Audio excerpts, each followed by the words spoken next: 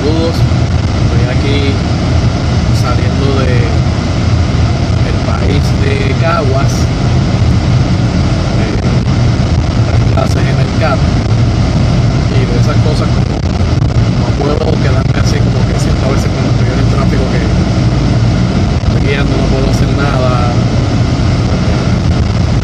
Voy a ver si me propongo entre esos otros videos que estoy grabando anteriormente, que ya he grabado, aprovechar estos momentos así de tráfico y pues grabar un video de este tema de cine. El tema que hoy quiero tocar es básicamente la historia del desarrollo del guión. No sé si muchos de ustedes ¿verdad? se conoce, porque no es algo que usualmente se estudie y que a mucha gente le interese. Uno de los videos anteriores que yo hice fue básicamente un video de formato de guión. Pero el formato de guión como lo conocemos hoy en día existe. Ese formato existe desde hace apenas un poquito más de 100 años. Comienza en 1915 por un hombre llamado Thomas Ince. Y prácticamente no ha cambiado. Los que trabajan en cine básicamente saben lo que es el proceso de rompimiento del guión, el hacer los breakdowns, todo este tipo de cosas. Solo creo que ese señor también se le conoce como el primer productor y productor ejecutivo en la historia del cine mundial. Ese señor era bien meticuloso y pues ahí es que en esa línea de ser lo más preciso es que él empieza a trabajar todos estos conceptos de guión o de formato que conocemos hoy en día. Cuando en videos anteriores yo hablo, en videos futuros yo digo que el formato de guión, su función principal es como una herramienta de producción más que un medio para contar la historia, es porque literalmente el formato como lo conocemos hoy en día nace precisamente para efectos del proceso de producción del cine. Cuando el cine comienza en 1895, los hermanos Lumière, Edison, esos primeros cineastas obviamente filmaban tópicos y hay cosas registradas de Edison. Él hacía sus notas en papelito y ponía una nota y ponía así lo que quería grabar, qué sé yo, una lucha entre fulano y fulano y que se van a ver los dos y hay público y detallaba. Y eso pues cuando se empieza a estudiar la historia del guión se toma como los principios básicamente del guión cinematográfico, ¿no? Y hay cosas en esa línea que se tienen conservadas. De los hermanos Lumière hay notas también que estos pedagogos del cine lo consideran como metacine, guión cinematográfico, antes de, o sea, esos primeros indicios de guión cinematográfico. Pero no es hasta que básicamente se desarrolle el cine un poquito más. Por ejemplo, Georges Méliès, el mago del cine, él utilizaba una especie de escaleta. Las escaletas todavía nosotros las utilizamos. Las escaletas básicamente son es como un bosquejo con puntos que pueden llevar la escena y que puede estar detallado como puede que no. Y de Georges Méliès tenemos también esos primeros bosquejos de sus guiones y de los guiones de sus películas, ¿no? Más o menos detallado. Él básicamente ponía la idea controladora de la escena, detallaba a veces diálogos, porque era cine mudo, pero detallaba a veces diálogos, a veces no, y ahí se quedaba como un bosquejo que más o menos seguía. Y así hacían estos primeros cineastas, más o menos sus bosquejos los seguían. Quizás el más famoso de ellos no es este señor que está aquí, Charlie Chaplin. Charlie Chaplin, cuando comienza a hacer sus primeros guiones de cine, básicamente él utilizaba ese tipo de bosquejos. Y en principio, los primeros cortometrajes en donde él actuó, que no los dirigía todavía, no se utilizaban cosas escritas o no se le daba un guión al actor ni al crew, sino que el director venía con la idea, la explicaba y ese día se filmaba. Por eso esta frase famosa de Max Sennett, el que descubrió a Chaplin, que decía una frase que a veces se la dan a Charlie Chaplin: yo lo que necesito para hacer una buena película es un parque, una mujer en peligro y un policía. Y obviamente el protagonista. Y parte de esa premisa, porque esas eran básicamente esas primeras historias que ellos desarrollaban. Nada, les estoy hablando 1905, 1910. Hay una película de 1903, el que conoce de historia de cine, que es un cinéfilo empedernido, conoce este título, la puede buscar ahora mismo por YouTube si está en una computadora. The Great Train Robbery, Asalto y robo de un tren, también la puede conseguir en español, de 1903. Ese filme en particular, el guión de esa película, que es un cortito de unos 10 minutos aproximadamente, lo tenemos. Ese guión existe y es en bosquejo, ¿ok? Así que básicamente tenemos esos indicios desde principios del cine mudo. Chaplin también los utilizaba. De Chaplin no se conserva mucho hasta posteriormente que él empieza a hacer los mediometrajes y los largometrajes a partir de The Kid y estas películas, porque él era muy buen improvisador. O sea, él venía del teatro, así que él improvisaba mucho y eso era algo de lo que le molestaba a los directores, porque él era medio anarquista, él no seguía órdenes. Entonces lo ponían a trabajar en el set y Chaplin hacía lo que le venía en gana. Chaplin empieza entonces a dirigir y escribir sus propias historias, y claro, en ese momento cuando eran sus películas y todo, él se volvía cada vez más meticuloso y se hacía guiones o bosquejos detallados y le exigía a sus actores o a su equipo de trabajo que memorizara ese bosquejo y se respetara. Quien único podía cambiar una línea, una acción o todo era el mismo Charlie Chaplin. Por ahí vamos a seguir. Charlie Chaplin comienza en 1914. En ese proceso de esa década del 10, vamos a llegar a la película The Birth of a Nation, Nacimiento de una Nación, de D.W. Griffith. Algunos de ustedes la habrá escuchado, conocerá ese nombre. Es este filme que está acá. Está gratuito también en YouTube. Ese filme es el primer largometraje hecho en Estados Unidos. Erróneamente se dice que es el primer largometraje en la historia del cine mundial, pero ya habían otros largometrajes antes de este. Lo que pasa con esta película es que, digamos que fue la más que hizo ruido debido a su contenido racista. Es una película, no sé si pueden ver en detalle la portada, en donde el Ku Klux Klan son tratados como los protagonistas, los héroes de la historia. Básicamente este filme narra el origen del Ku Klux Klan y cómo la liberación de los negros por Lincoln básicamente destruyó la nación norteamericana. Este filme nuevamente lo puede conseguir gratuito en YouTube. Búsquelo, The Birth of a Nation. Hay varias versiones, hay versiones más cortas, hay una versión larga de 3 horas, que es la versión que básicamente se estrenó en cine de un poco más de 3 horas, que es básicamente lo más que se tiene de la versión de The Birth of a Nation, de D.W. Griffith. Ahora les traigo este filme a colación porque básicamente en esta película el director utilizó 2 novelas en las que está basada la película, y él no hizo un guión, él no hizo un bosquejo, él básicamente iba al set con las novelas y él dirigió la película en base a las novelas. Claro que él hizo cambios, claro que acortó, claro que alteró, pero básicamente la realización del filme lo hizo a base de esas 2 novelas. Es decir, él no tenía un guión cinematográfico, él tenía literalmente las novelas. O sea que en esencia tú puedes hacer cine directamente de un libreto de teatro, directamente de una novela, directamente de un cuento. Claro que hay que adaptar y hacer cosas dependiendo sobre todo el público, a la época y lo que el director, ¿verdad? La visión del director, pero en lo práctico, en la práctica se puede hacer. Griffith lo demuestra. Eso es básicamente una película basada en 2 novelas, una película de un poco más de 3 horas, que es The Birth of a Nation, que nuevamente la puede conseguir gratuita en YouTube. Pero volviendo al principio del video, Thomas Ince.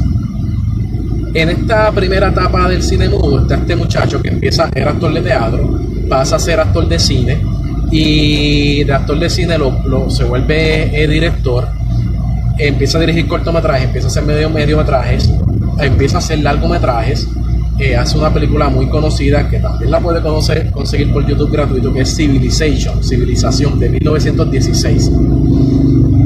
El tipo se vuelve un director y productor, un director en esencia primero muy famoso en Hollywood, así que invierte muy bien su dinero y crea su propio estudio de cine llamado Inspire, Villa Ince, algo de esa línea.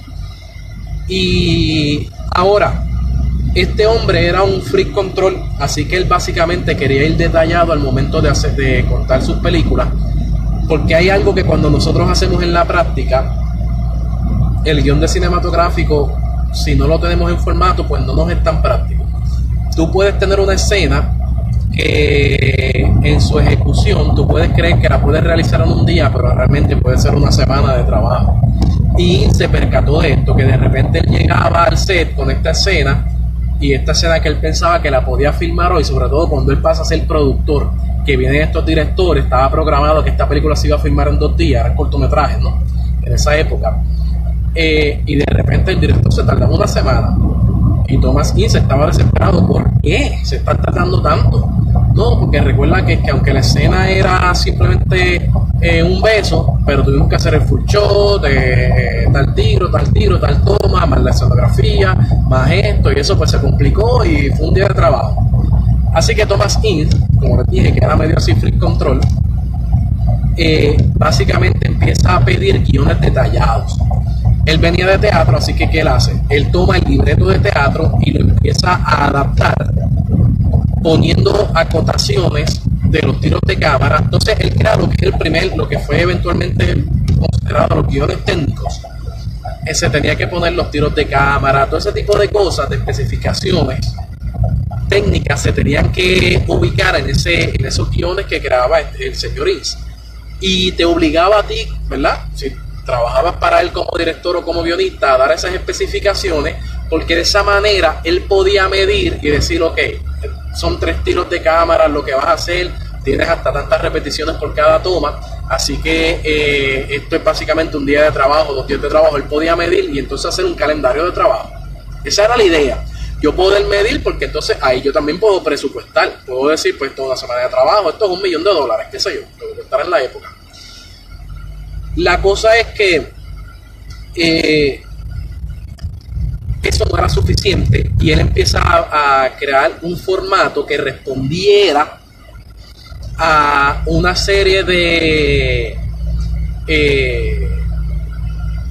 documentos que nosotros utilizamos en el departamento de producción para poder dividir en bloques. Cuando tú tienes un guión de cine, del guión de cine nosotros debemos dividir las cosas que pertenecen al departamento de utilería, departamento de vestuario, departamento de maquillaje, escenografía, las cosas que son de cinematografía, de cámara, etcétera, etcétera, etcétera, etcétera.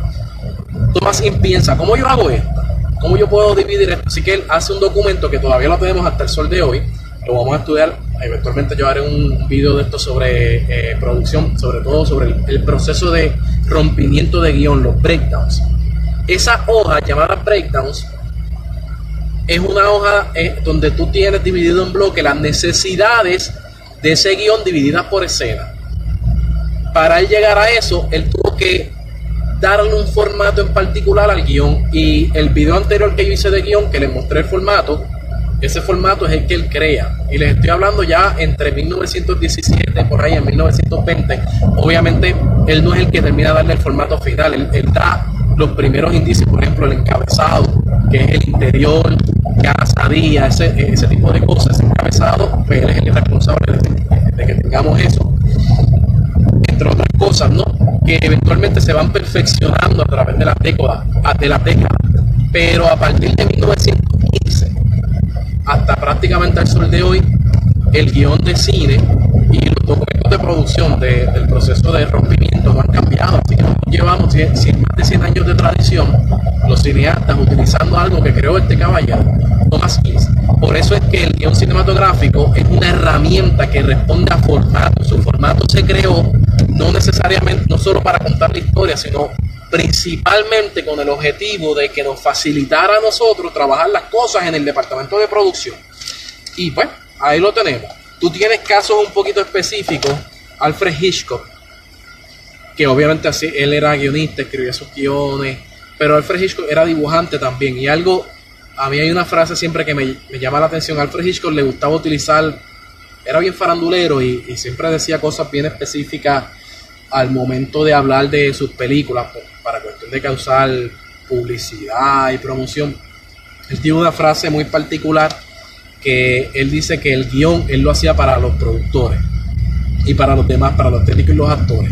Él hacía el guión, se lo daba a ellos, pero que él no utilizaba el guión para contar la historia. Él utilizaba los storyboards, porque de hecho él era bien meticuloso. Él era dibujante, así que él hacía sus storyboards de las historias. Y él tenía otra frase también, vamos para reflejar la frase, ¿verdad? No la estoy diciendo exactamente como él la dice, pero tenía otra frase que era cuando tú ves uno de los personajes en la historia pestañear, ese personaje pestañó porque yo decidí que pestañara en ese momento. Era una hipérbole, una exageración, claro, pero es que cuando tú ves los storyboards de Hitchcock, son tan detallados, ¿ok? Que tú dices, sí, caramba, en verdad no, realmente era más específico con el storyboard que con el guión, porque detallaba al actor dónde se tenía que ubicar, dónde se tenía que virar para decir tal oración, qué tiro de cámara que quería, los decorados de la escenografía, todo ese tipo de cosas. Él en el storyboard lo detallaba, así que según él, en su verdad, Hitchcock, que era así medio exagerado, él no utilizaba el guión para dirigir la película, él utilizaba sus storyboards, ¿ok? El guión lo hacía para propósito de que los actores y el crew tuviese claro la historia, pero para él su herramienta más eficaz, más que incluso el mismo guión, eran los storyboards. Nada, traigo eso de ejemplo, no estoy diciendo que el guión sea innecesario, nuevamente son puntos de vista que quiero traer para que vean que el formato de guión es importante y sobre todo es importante para nosotros en el departamento de producción. Ya en los próximos videos voy a estar hablando ya de lo que tiene que ver la estructura, que son los temas que le parece que le interesa más a la mayor parte de las personas que me siguen en estos videos, que me preguntan o que toman clases conmigo. En términos de Puerto Rico, para finalizar, yo he tratado durante los últimos años, el tiempo que estuve trabajando en Cine Movida, el tiempo que he estado documentando las cosas que se han hecho en el cine puertorriqueño, de tratar, porque no hay nada escrito ni documentado en términos de nuestros primeros guionistas, quiénes son esos primeros guiones. En Puerto Rico no tenemos documentado nada de eso. Entonces es un bad trip en ese sentido. Yo lo que he podido localizar es básicamente la siguiente data. Nuestro primer cineasta, que fue Rafael Colorado, sí, por expresiones de él y otros documentos que he encontrado, que se han otros colegas, ¿verdad?, historiadores también han localizado, él hacía libretos que los escribía él mismo y eran bosquejos. Sabemos que eran bosquejos detallados, no guiones per se escritos. Desconocemos si esos bosquejos llevaban el formato de libreto de teatro o simplemente eran bosquejos así, notas, ¿verdad?, en papel escrita, random, como yo digo, porque no tenemos nada de esas primeras muestras de la prehistoria del cine puertorriqueño, pues, pero sí sabemos que Rafael Colorado se puede considerar nuestro primer guionista. Han habido otra serie de guionistas, sobre todo dramaturgos. Hubo algo en la tradición en Puerto Rico con los dramaturgos y los novelistas también, pero hubo una tradición enorme, sobre todo en la década del 50, con la división de la comunidad. Nosotros teníamos todos estos grandes dramaturgos escribiendo los guiones de nuestras películas. Y hubo mucho esa tradición, eso se perdió.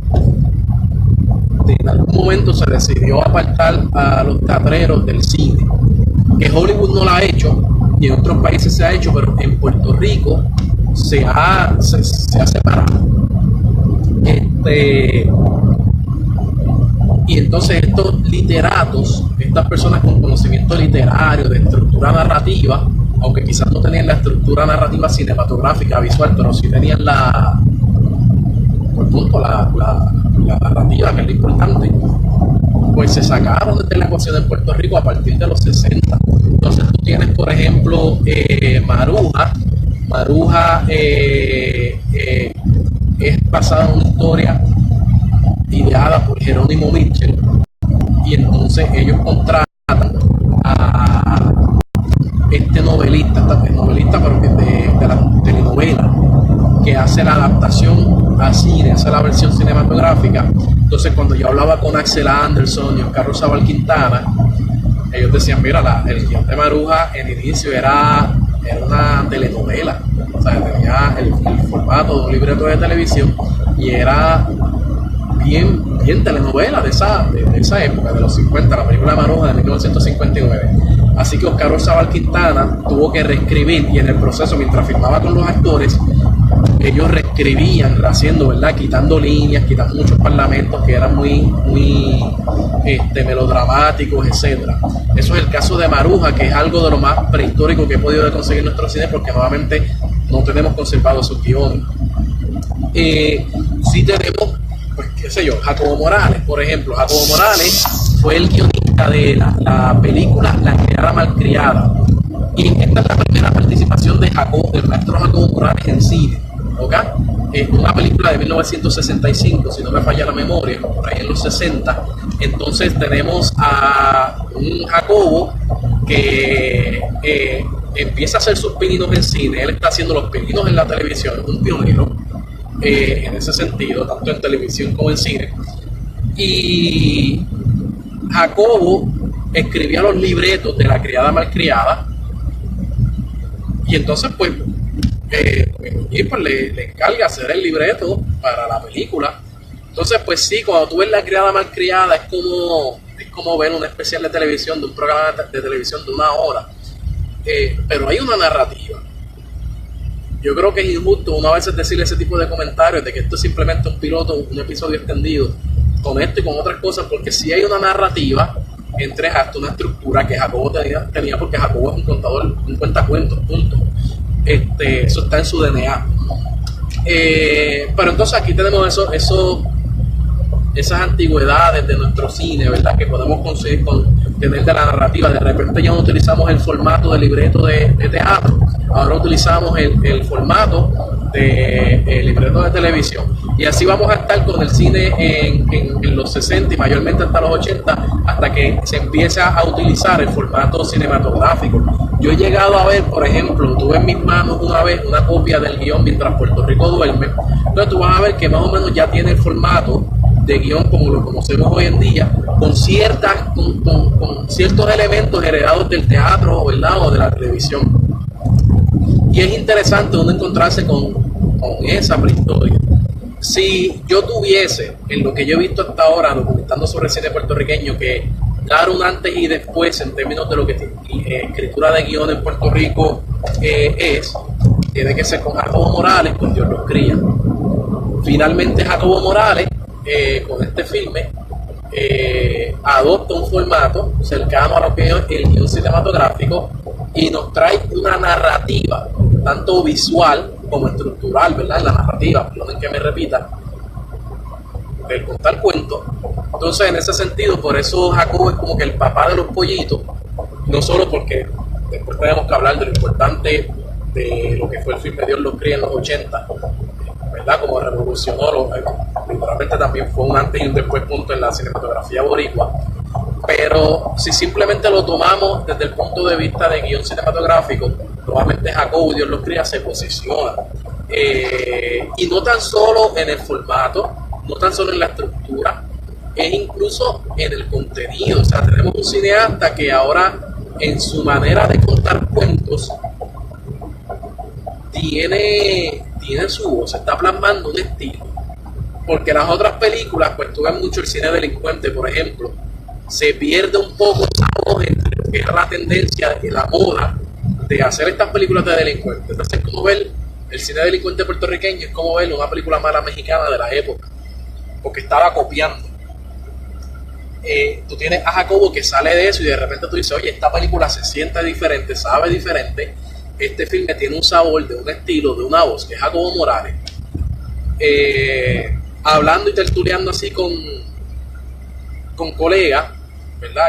Colegas historiadores o cineastas de la vieja escuela, sí tendemos a reconocer, aunque no escribió un libreto, un guión para cine, pero sí tendemos a reconocer como el papá, ¿verdad?, de los pollitos en lo que tiene que ver la narrativa puertorriqueña en los medios audiovisuales, a Tommy Muñiz.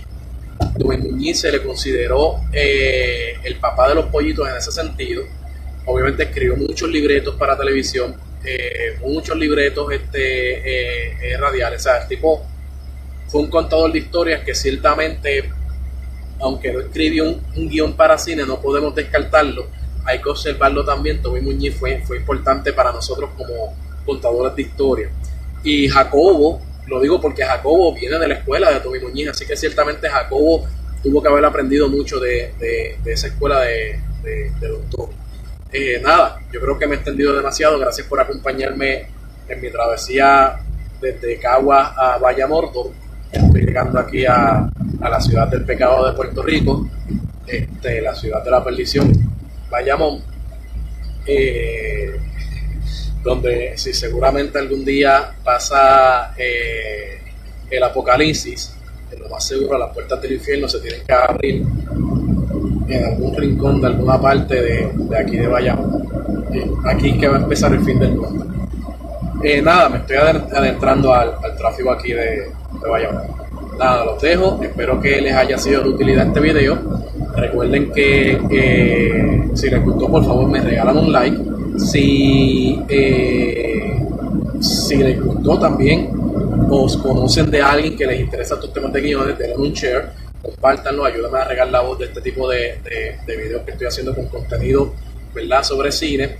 Y finalmente, anuncio no pagado, este sábado regreso al ensayo en Río Piedra.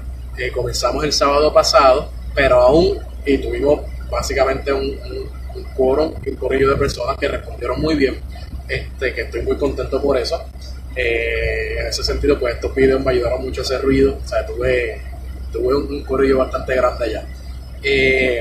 Todavía puede entrar mucha más gente y todavía estás a tiempo para que puedas ir este sábado a las 2 de la tarde.